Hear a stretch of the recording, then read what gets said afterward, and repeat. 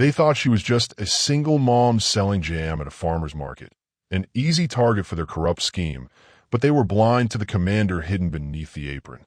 What happens when a government bully picks a fight with someone trained for war? The morning sun felt warm on my face as I sat at my table. My hands, used to gripping a steering wheel far out at sea, carefully arranged jars of strawberry and apple jam. Here, at the farmer's market, the air smelled like fresh bread and cut flowers instead of salt water and diesel. This was my new life, my quiet life, the one I built for Sarah. She was over by the big oak tree, her bright yellow shirt a happy spot in the green grass, playing with her friend Lily. Seeing her laugh like that, free and safe, made all the hard parts worth it. It was why I traded the crisp, white uniform for paint-splattered aprons and the hum of engines for the cheerful chatter of market-goers. People started to arrive, baskets on their arms, smiles ready. Mrs. Gable from the bakery waved, her apron dusted with flour. Mr. Henderson, the grumpy vegetable man, grunted a greeting from next door. This was my community now. They knew me as the jam lady, the single mom working hard to give her daughter a good life. They didn't know about the other life, the one where I was known by rank and call sign, the one where decisions meant more than just choosing between peach and plum. That life was locked away, a different uniform hung in the back of a closet, medals tucked into a box. It was over. It had to be. For Sarah. The market filled up. Voices mixed with the sound of a guitar player strumming a happy tune. I talked about how much sugar I used, how I got the berries so bright, how Sarah helped stick on the label sometimes. It felt good, normal. So normal, I almost missed them at first. Two men. They weren't looking at the crafts or the food. They weren't dressed for a sunny Saturday. Dark suits, even though it was warm. They stood by the fountain, just watching. Not watching everyone, but watching my stall. Watching me. A little shiver ran down my back, like stepping out of the warm kitchen into a cold pantry. It was silly, probably. Just people taking a break, maybe waiting for someone. Lots of different folks came to the market. But the feeling stayed. A tiny, sharp one of worry. I forced myself to smile wider at a customer buying a jar of blueberry. My hand was steady as I made change, but inside, a little alarm bell had rung. It was a sound I hadn't heard in a long time, a sound that meant pay attention. I glanced over again. They were still there. One was tall and thin, with sharp eyes that seemed to take everything in. The other was shorter, thicker, and kept fiddling with his cufflink. They weren't talking to each other much, just looking at me. My chest felt a little tight. Was it just my old habits kicking in? Was I seeing danger where there was none, like when I was constantly looking for threats in crowded ports or unfamiliar cities? Sarah ran up then, holding a balloon someone had given her. "Mommy, can I have a cookie?" she asked, her eyes wide. My heart swelled. This is what mattered. Cookies, balloons, sunshine. I knelt down, hugged her close, breathing in the smell of her hair. "Of course, sweetie," I said, my voice maybe a little too bright. I looked back towards a fountain over her head. The men weren't looking at me now. They were looking at Sarah. That's when the chill went from a tiny shiver to a deep, frozen block in my stomach. Their faces were blank, not friendly like they were watching a child play, but assessing, like they were cataloging something. They weren't just watchers. They were observers with a purpose, and that purpose seemed to involve my daughter.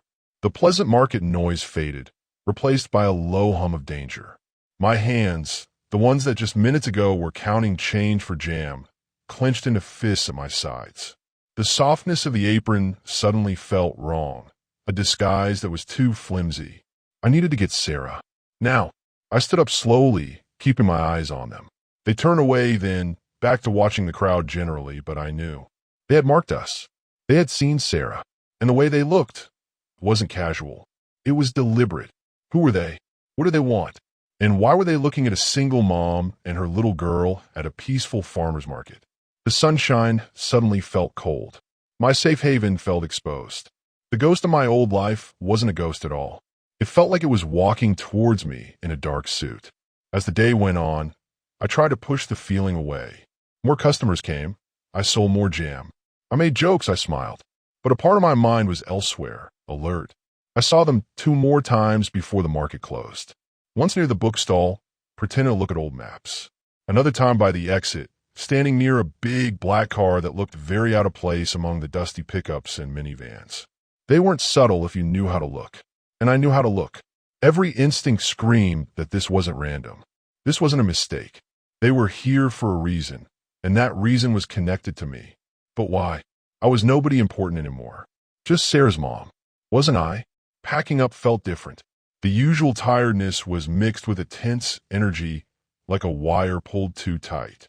I kept Sarah close, holding her hand tightly as we walked past the stalls. I scanned the faces in the crowd, looking for the sharp-eyed man, the one who fiddled with his cufflink. I didn't see them right away. Maybe they were gone. Maybe I was being silly, letting old fears creep back in. But as we reached my old, sensible car parked on the street outside, I saw the big black car pull slowly away from the curb nearby. It didn't speed off. It just drove slowly down the road, past my car, past us. I couldn't see the faces inside through the tinted windows, but I knew. I knew they were in there, and they knew where I was. The sense of peace I'd built here, jar by careful jar, felt fragile, threatened. The market's sounds faded, replaced by the quiet hum of the black car's engine as it disappeared around the corner. They hadn't just watched me today. They had followed me out, and the quiet life I thought I had was about to get very, very loud. The feeling didn't go away when we left the market.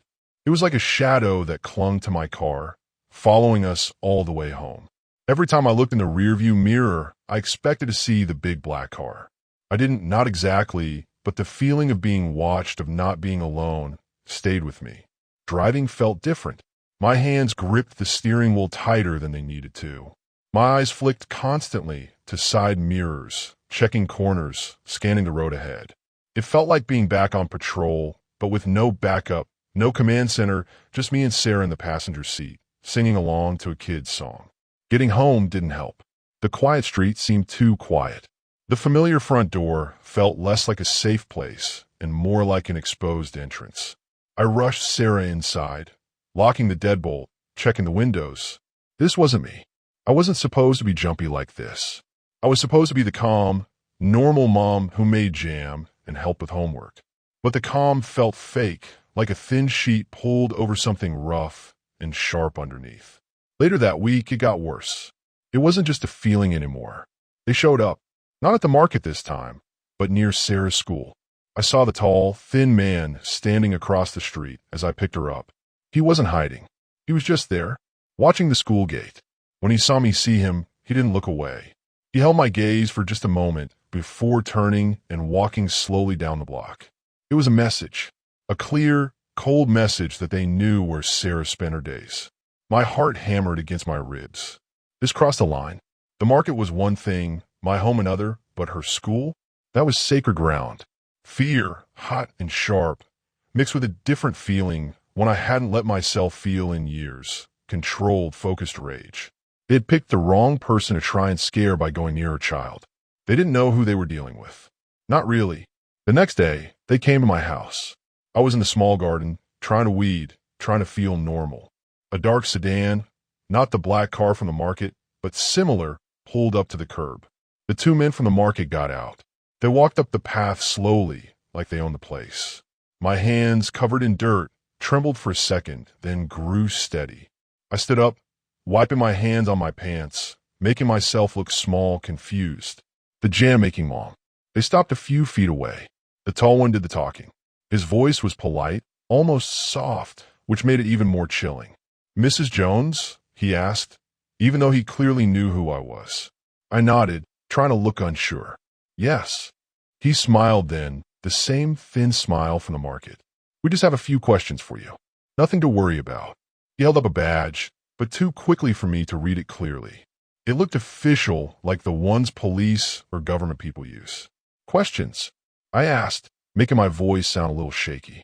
"About what?" I just sell jam." The shorter man chuckled, a low, dry sound. "We know what you sell, Mrs. Jones," he said. "We're more interested in what else you might know.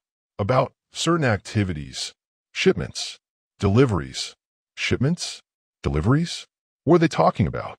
I made my face look blank, like I didn't understand. "I don't know anything about that," I said, shaking my head. "I haven't been involved in anything like that." The tall man leaned forward slightly. His eyes were like chips of ice. "We have information, Mrs. Jones. Information suggesting you have connections, that you've been useful to certain parties involved in the movement of sensitive items through this area." He paused, letting the words hang in the air. "We understand people sometimes do things for money or for protection. We can offer protection, Mrs. Jones, and perhaps other benefits, if you cooperate." My mind was racing. Sensitive items? Movement through the area? They thought I was some kind of smuggler or helper for criminals operating near the market. It was insane. Completely, utterly wrong. But their faces were serious. They truly believed it. They had mistaken me for someone who fit that description, someone involved in something shady happening around here. Maybe it was someone who looked like me, or someone with a similar past connection to the area. The tall man gestured vaguely towards the town. Things come in, things go out.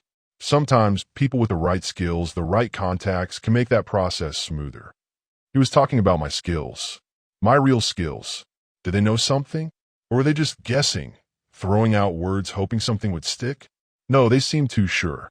They had clearly gotten some bad information, pieced together clues about someone, and landed, disastrously for them, on me. "I think you have the wrong person," I said, trying to keep my voice steady but firm. "I'm just a mother. I make jam. I don't have any contacts or skills like that." The short man stepped closer. His polite smile was gone. "Everyone has skills, Mrs. Jones," he said, his voice losing its soft edge. "And everyone has vulnerabilities. We know about your daughter, Sarah, a lovely child." He paused.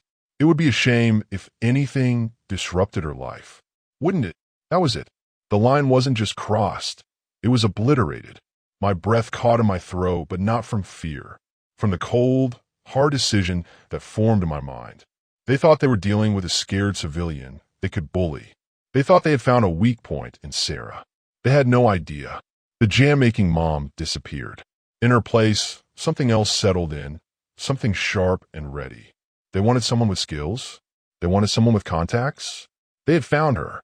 They had made a terrible, terrible mistake. And I knew, in that moment, that I wouldn't just defend myself anymore. I would fight back, not as the jam lady, but as the woman I truly was beneath this carefully built disguise. They had targeted the wrong mother, and they were about to find out just how wrong. When the dark car finally drove away, a heavy silence settled over my little garden. The cheerful colors of the flowers seemed too bright, too innocent, for the cold fear that had just been spoken aloud. They knew about Sarah. That wasn't a guess. It was a statement, a clear threat wrapped in a polite warning. My hands, still dirty from pulling weeds, stopped shaking. Instead, a different kind of feeling took over. It was cold, clear, and sharp like a blade being honed. It wasn't the panic I might have expected, but a focused calm. The part of me that had been sleeping for years, the part that had commanded ships and made life-or-death decisions, was wide awake. They thought they were talking to a scared, unprotected mom. They thought mentioning my child would make me fold, make me tell them whatever lies they seemed to believe about me. They were wrong. So completely, terribly wrong. Mentioning Sarah didn't scare me into submission. It activated something deep inside. It flipped a switch from civilian mode to something else entirely. My mind, which had been filled with worries about jam prices and school permission slips, was suddenly calculating angles, assessing threats, running scenarios like a computer program starting up after a long sleep. I went inside, the garden forgotten. The house felt different now, not just a home, but a place that needed to be secured. I checked the locks again, not just turning the bolt, but examining the frames, thinking about weak points. I walked through the rooms, my eyes scanning, not for dust bunnies, but for anything out of place, anything that shouldn't be there. I knew enough to know that people who threaten you don't always do it face to face. Sometimes they leave listening devices or cameras, small things you'd never notice unless you were looking. I didn't find anything, but the awareness was there, a low hum of caution in my ears. That night, putting Sarah to bed felt different too. I read her favorite story, tucked her in, kissed her forehead, but a part of my mind was already working, planning.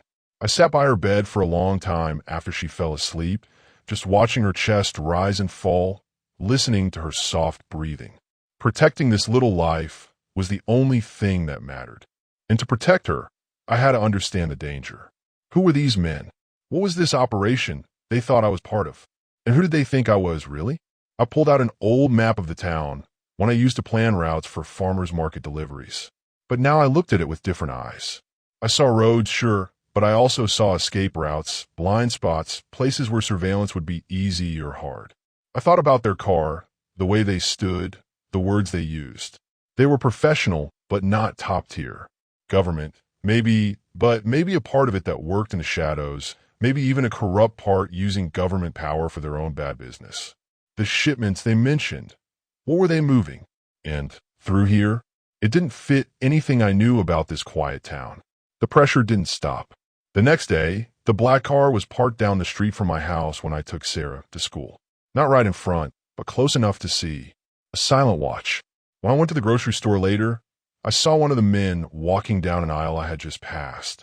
He didn't look at me directly, but I felt his eyes on my back. They were letting me know they were always there. Always watching. It was a classic tactic meant to make you feel trapped, scared, to wear you down until you gave them what they wanted, even if you didn't have it. But it wasn't working the way they expected. Instead of feeling trapped, I felt ready. The fear for Sarah was a powerful fuel, but the old training provided the engine. My mind was sharper than it had been in years. I started observing everyone around me, noticing details, faces, cars, patterns of movement that most people would ignore. I wasn't just trying to avoid them. I was starting to gather my own information. I needed to know their routine, their numbers, their weak points. I went back to the market midweek, not to sell, but to walk around just like a regular shopper. I wore a different hat, different clothes, hoping to blend in. I saw no sign of the men in suits, but I felt eyes on me more than once. Maybe they had others watching the market, people who looked more normal. As I walked near the edge of the market area, where the delivery trucks sometimes parked, I saw a van that seemed to be waiting. Two men inside, looking bored, but their eyes scanned the area constantly. They didn't look like they were waiting for vegetables.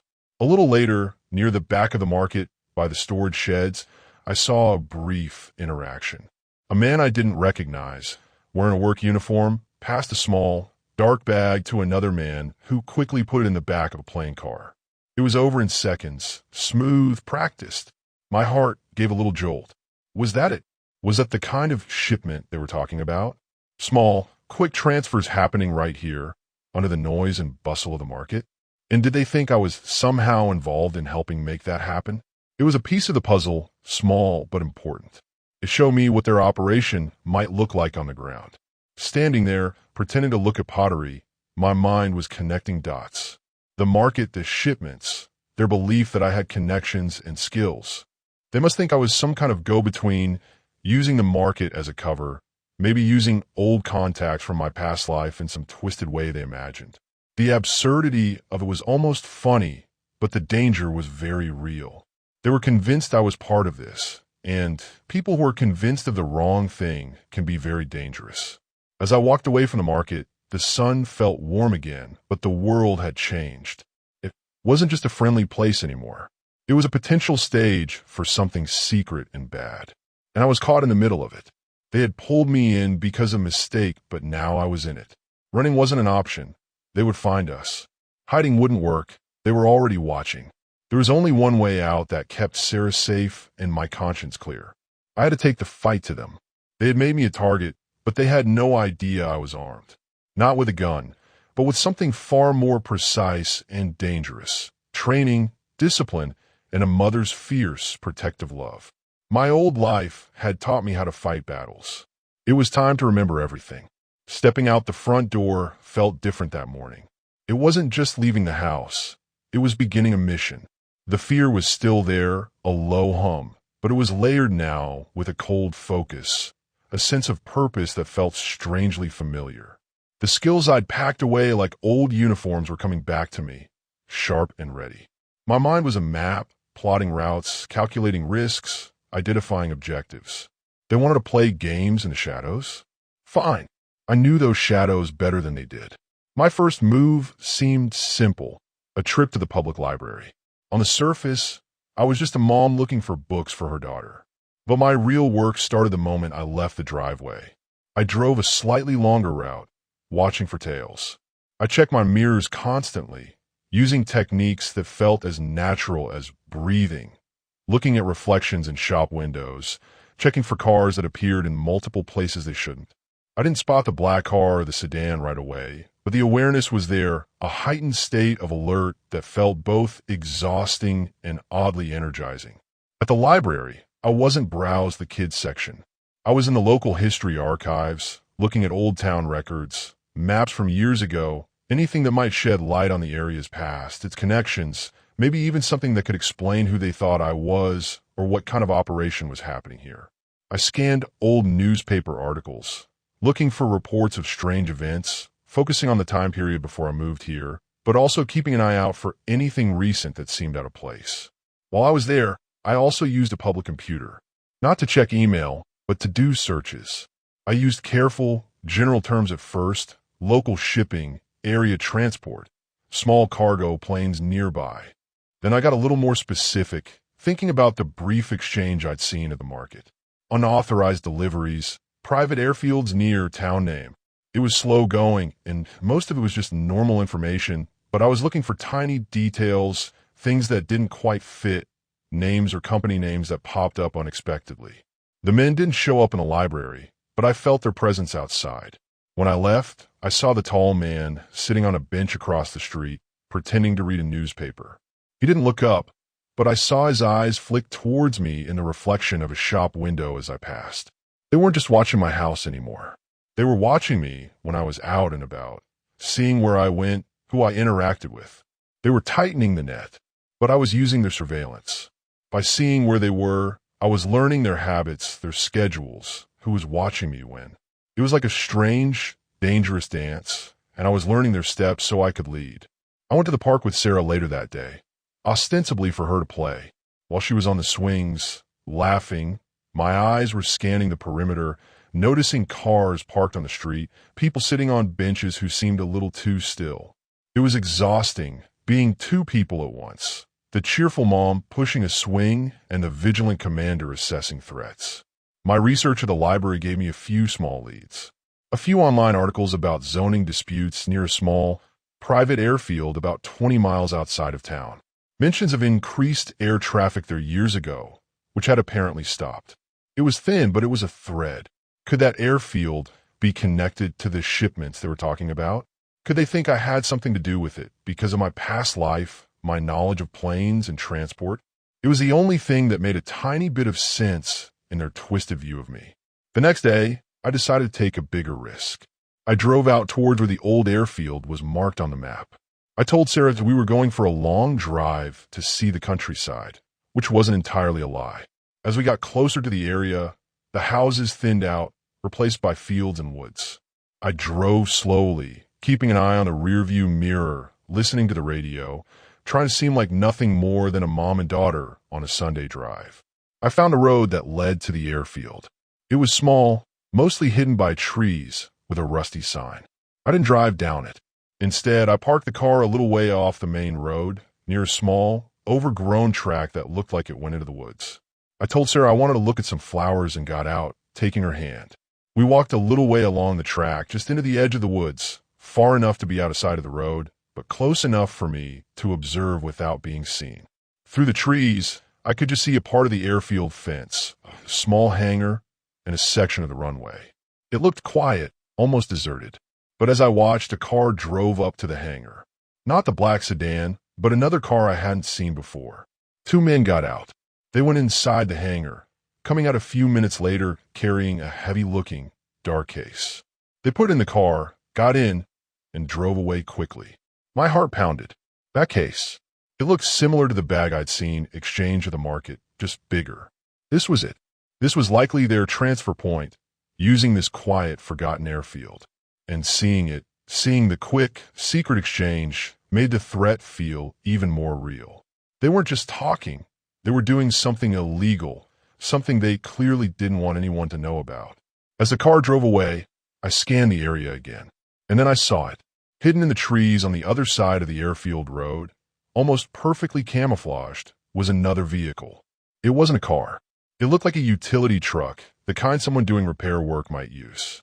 But perched on its roof, partly hidden by branches, I saw the unmistakable shape of a camera. They weren't just using the airfield. They were watching it. And the people involved in the exchange hadn't seemed bothered by the utility truck.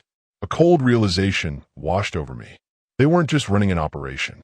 They were running an operation that was also under surveillance. And they knew about the surveillance, maybe even controlled it.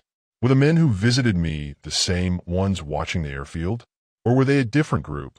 Maybe the ones doing the watching who thought I was connected to the people using the airfield. I quickly led Sarah back to the car, my mind spinning. I had confirmed their activity and found a potential surveillance point.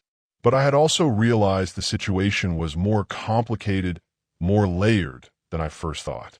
There wasn't just one group here. There were at least two, maybe more, moving in the shadows, and I was now stuck in the middle of their dangerous game. I had gathered information, but I had also just put myself in even greater danger. The stakes had just been raised higher than I could have imagined. Finding that camera hidden in the woods near the airfield felt like finding a secret message in a bottle. It wasn't just the people with the case who were doing something hidden. Someone else was watching them. My brain, the part that used to solve complex problems under pressure, immediately started sorting things out. Why would someone watch that airfield? Were they police? Another group trying to steal whatever was in those cases? Or were they connected to the men who kept bothering me? The puzzle had just gotten much bigger, and the pieces didn't fit together easily. I thought about the two men who visited my house. The tall one with the cold eyes, the shorter one who talked about Sarah.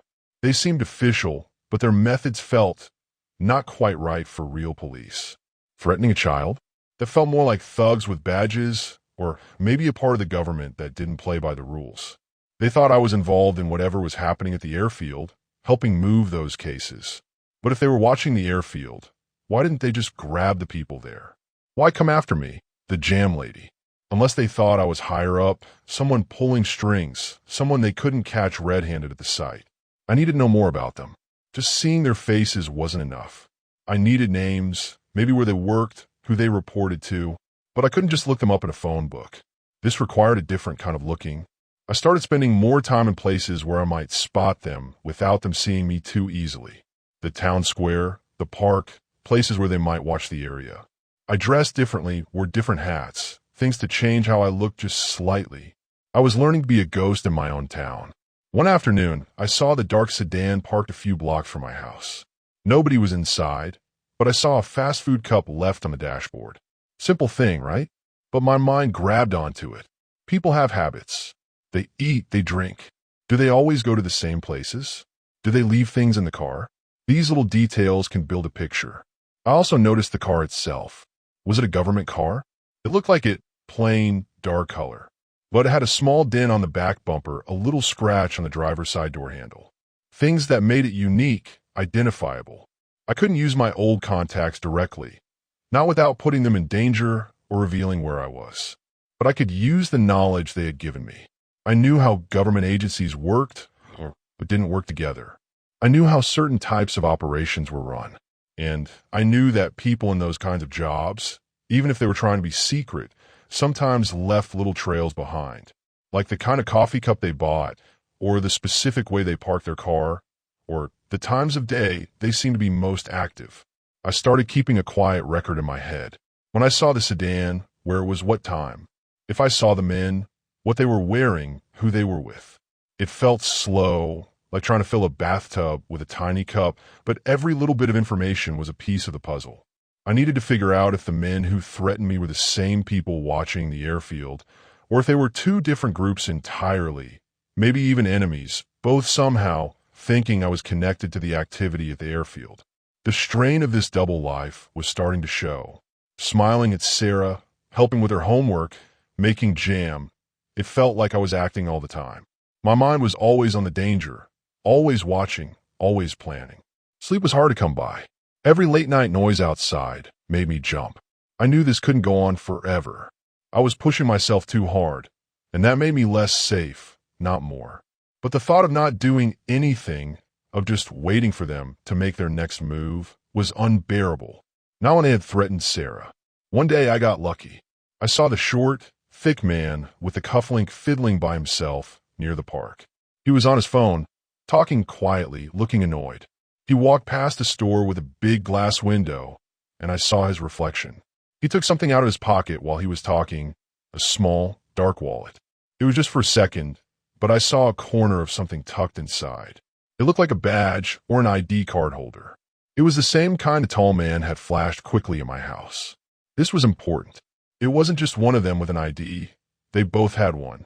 It suggested they were working together and that they likely belonged to some kind of official group, even if they were using their power for bad reasons. It didn't tell me which group, but it confirmed they weren't just random criminals pretending to be cops. They had some kind of authority, which made them even more dangerous. As he walked away, I felt a shiver, not of fear this time, but of grim certainty. They had government ID. They were involved in moving illegal shipments through the airfield. They were watching the airfield themselves, or maybe working with the people who were. And they thought I was somehow connected to it all, despite the fact that I made jam for a living. The picture was starting to form, but it was a twisted, ugly picture. It showed a corrupt group using their power for crime, a group that had mistakenly decided I was the key to their operation. And knowing they had real authority, even if they used it wrongly, made their mistake about me terrifying. They wouldn't give up easily. They believed their own bad information, and that belief was about to lead them to do something very, very dangerous. The trap was sprung on a Tuesday. Not at the market, not near the school, but in the small, quiet parking lot behind the town's little post office. I had just mailed a letter to my mother, keeping up the appearance of a normal life, when a dark sedan pulled in quickly, blocking me in. The two men got out, their faces hard, no more fake smiles. This wasn't a social call. This was them making their move. Mrs. Jones, the tall one, said, his voice flat and cold, "We need you to come with us." Now, the short one stood a little behind him, his eyes flicking around the empty parking lot, making sure no one else was near.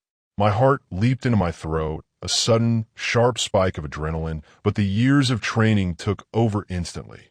My body went still, but my mind went into overdrive. Assess, reactivate. I held up my hands a little, try to look scared and confused, buying myself a second. Come with you? Why? I told you, I don't know anything. I backed away slowly toward the back of my car. They took a step towards me, thinking I was just retreating in fear. Big mistake. As the tall one reached out for my arm, I moved.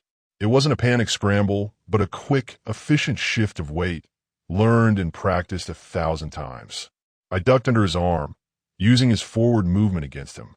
I didn't try to hurt him badly, just to get past. As I slipped by, my elbow came up just enough to connect with his side, a sharp, focused jab that made him grunt and falter. The short one moved to cut me off, but I was already moving. I used the back of my own car as cover, putting a solid object between me and him. He came around the side, quicker than the tall one. He grabbed for me, his hand reaching for my shoulder. I twisted away, low and fast, just like learning to avoid a line of fire. His hand grabbed air. As I straightened up, my hand shot out, not in a punch, but a quick, open palm strike to the side of his head, just below the ear. It wasn't meant to knock him out, but to daze him, to buy me another precious second. He stumbled back, shaking his head. The tall one was recovering, turning towards me, surprise and anger on his face. "She's not just a mom," he yelled, his voice losing all pretense of politeness. No, I wasn't. Not right now. Right now, I was something else. I didn't have a weapon, and I didn't want a prolonged fight. My goal was to escape, to get back to Sarah. I looked around the parking lot. My car was blocked. Running down the alleyway would be too exposed. The post office building was my best bet. Maybe get inside where there were people. The tall man lunged for me again. This time, I didn't just evade. I used his momentum. As he came forward, I stepped to the side, grabbed his arm just above the elbow, and pulled hard, using his own weight to spin him past me. As he went by, off balance, I gave him a strong shove toward his car. He stumbled and hit the side of the sedan with a thud. The short man was coming at me again, anger in his eyes. He pulled something from his jacket, a small black item. Not a gun, but maybe a taser or some kind of restraint device. He aimed it at me. I reacted instantly. There was a stack of empty mail crates by the back door of the post office. I kicked the bottom one hard. The whole stack wobbled and crashed down between me and him, creating a sudden, noisy barrier. He swore and had to stop, the crates blocking his path for a moment. That was my chance. I didn't hesitate. I sprinted for the back door of the post office, pulled the handle locked. Of course. Plan B. There was a small gap between the post office building and the next one, a narrow passage leading to the street. It was tight, but I was small and fast. I heard them yelling behind me, scrambling over the fallen crates. I darted into the narrow passage. It smelled of old paper and dust. I could hear their footsteps pounding behind me, closer now. They were through the crates. I burst out onto the sidewalk on the next street over, not caring who saw me, needing to disappear into the normal flow of people. I didn't look back until I was around the next corner, breathing hard, trying to blend in with shoppers. I risked a quick glance back down the street. I saw the two men come out of the passage, looking around, trying to spot me. They looked angry, surprised, and confused. They hadn't expected this. They had expected an easy pickup. They had expected a scared mom. As I walked away, my heart was still racing, but my mind was already processing. I had gotten away. I had shown them I wouldn't be an easy target. But they knew now. They knew I wasn't who they thought I was. Or maybe they were even more convinced I was something dangerous because of how I reacted. Suddenly, I remembered something. When a short man had stumbled against his car, something had fallen from his pocket onto the ground next to the vehicle before he got his balance back. In the rush, I hadn't stopped, but I had seen it a small, dark object. It might have been his wallet again, or it might have been something else. Something important. They would be looking for me everywhere now. The simple life was over. The disguise was blown. They knew I could handle myself, which meant they would come harder next time. But I had escaped, and maybe, just maybe, I had left them with less than they arrived with. The fight had just gotten real, and I was now officially in the open. And that object that fell, I had to know what it was. It could be the key to everything. It could tell me who they really were and what they were planning next. It was a risk, but I had to go back for it. The information was worth the danger. Getting away from the post office was just the first step. The bigger risk was going back. My heart was still pounding from the fight, but my mind was clear. That object the short man dropped, it could be nothing or it could be everything. It felt like a hook had been set, and I had to pull the line. I waited a few blocks away, hidden, watching the post office parking lot from a distance. The dark sedan was still there. The men were moving around, looking frustrated, maybe talking on their phones. They weren't searching the ground. Not yet. Waiting felt like an eternity. Every car that drove by, every person walking on the sidewalk, made me tense up. I needed them to leave. Finally, after what felt like forever, but was probably only 20 minutes, the two men got back into the sedan. They didn't speed off.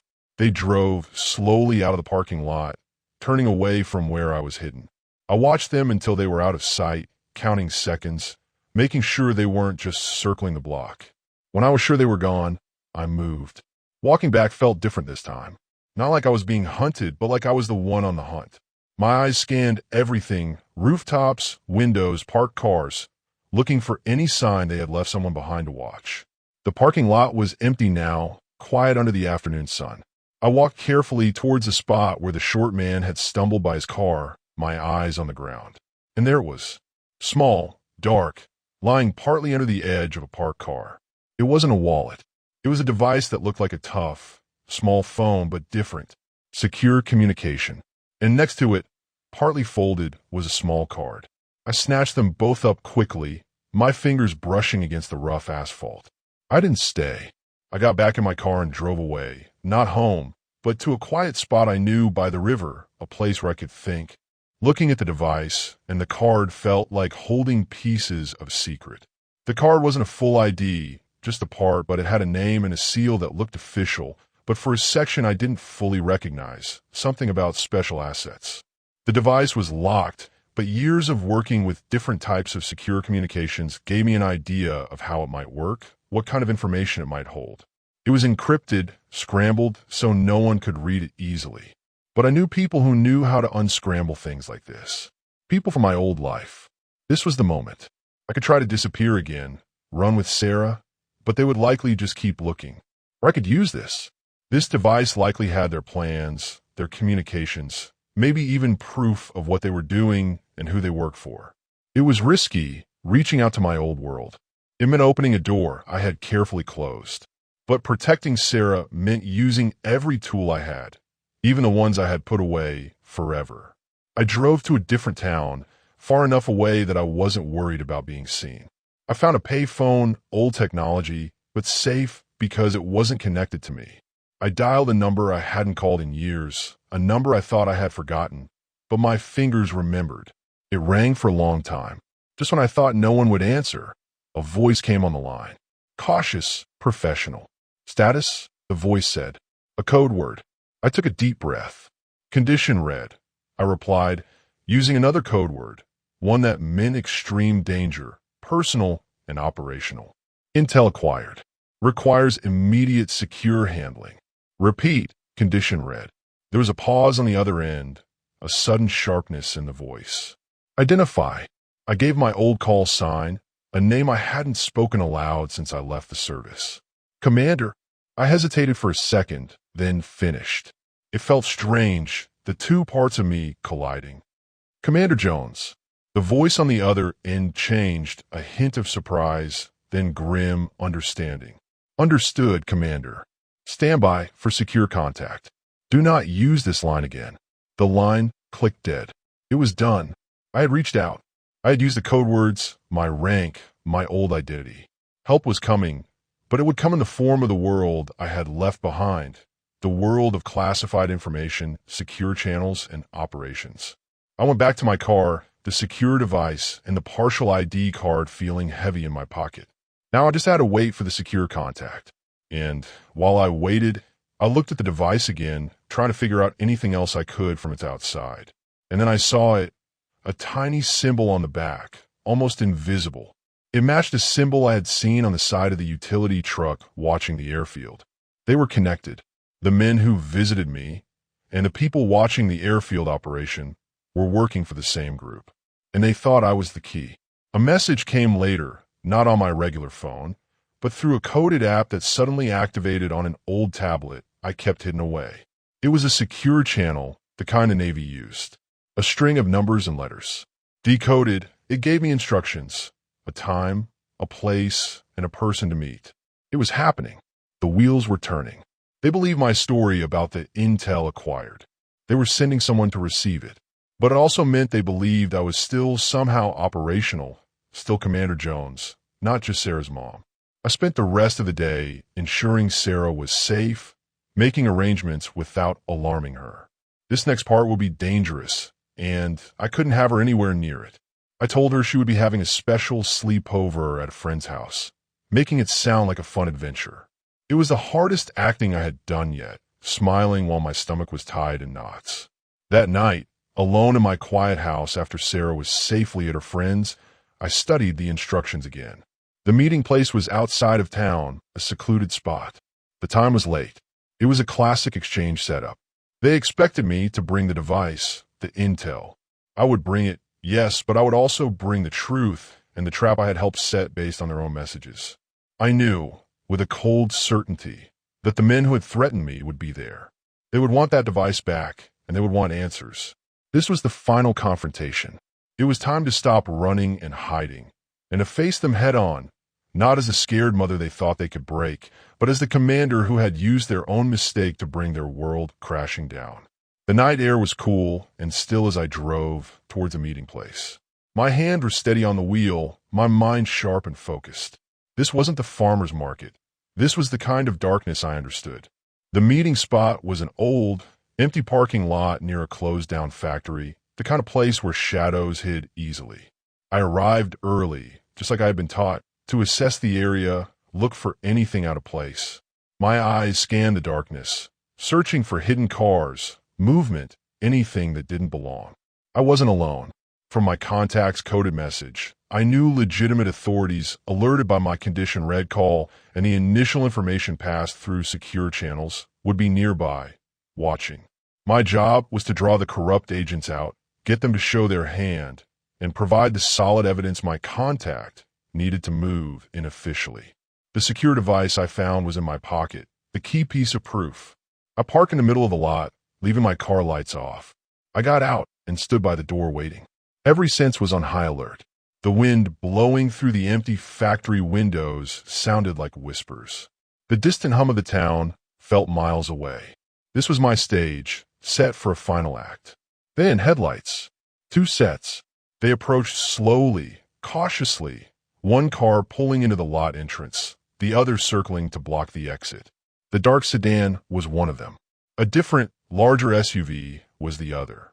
My heart gave a quick, hard thump, but I stayed still, projecting calm, like a decoy waiting to be sprung.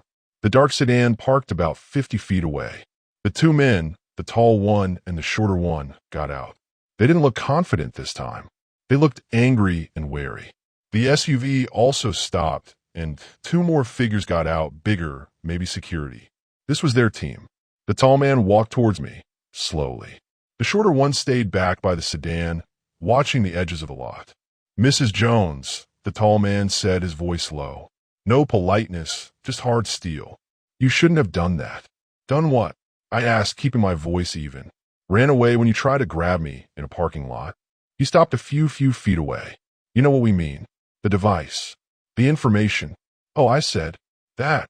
I reached into my pocket and pulled out the secure device, holding it up just enough for him to see in the dim light. "You mean this?" His eyes fixed on the device. Greed, relief, and suspicion warred on his face. "Give it to me," he ordered, holding out his hand. "What?" I asked. "So I can go back to making jam and pretending none of this happened? You threatened my daughter. You thought I was someone I'm not. You operate some kind of illegal shipment ring through the old airfield, and you use government authority to scare people." His face hardened. "You know too much." "I know enough," I said. "I know you thought I was involved because of some bad information. Maybe someone with a similar background? Someone who actually uses the market as a cover? You chased the wrong lead, and now you're caught." He took a step towards me, his hand going inside his jacket. "Give me the device, and maybe we can make this easier." "It's already done," I said, my voice clear. "The information from this device, everything on it, has already been sent to people who will use it properly."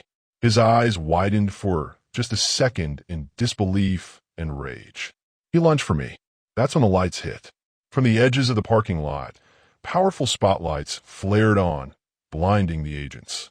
Sirens wailed in the distance, getting closer fast. Figures in tactical gear, the legitimate authorities alerted by my contact, swarmed into the lot from the shadows. It was chaos.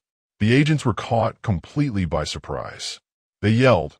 Some tried to run for their cars, others froze. The tall man who had lunged at me stopped, blinking in the sudden light. He looked from me to the approaching figures, his face a mask of defeat and fury. "You," he spat at me. "The jam lady? You did this." "I did," I said, standing tall now, no longer pretending to be scared. "You targeted a single mother. You should have checked her service record." More officers arrived, surrounding the corrupt agents and their team. They were ordered to put their hands up to get on the ground. The fight was over almost before it began, ended by surprise and overwhelming force, just like in the training manuals. As the agents were being handcuffed, a figure I didn't recognize, clearly in charge of the arresting officers, approached me cautiously. Behind him, I saw a familiar face, my contact, a trusted friend from my past life, giving me a brief, almost imperceptible nod. The leader of the corrupt group, a man I hadn't seen before, but who must have been in the SUV, was being roughly led away. He twisted his head to look at me, his eyes burning with resentment. "You won't get away with this," he snarled, his voice rough. "Nobody takes us down.